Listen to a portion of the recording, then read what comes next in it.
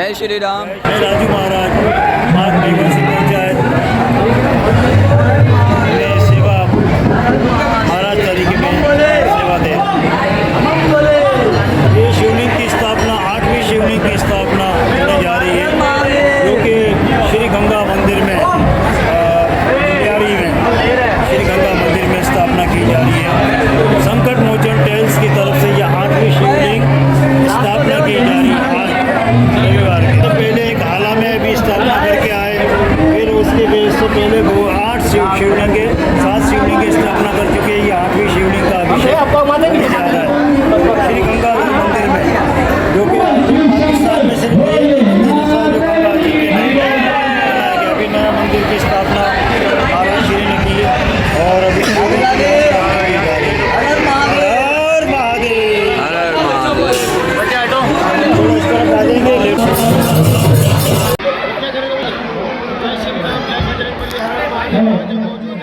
संकट मोचन टीम के साथ हुई सही टीम है, टीम का नेटवर्क है, जो आज हमें बहुत भाग्यशाली की आज भी शिवलिंग स्थापन हो रही है।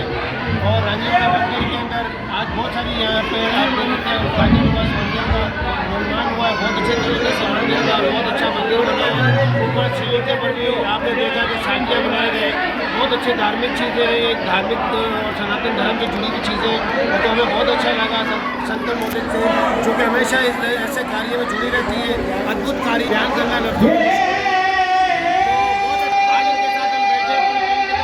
भगवान की ऐसी सहायता करें और बजरंग बली को और बढ़ाए। इनका नाम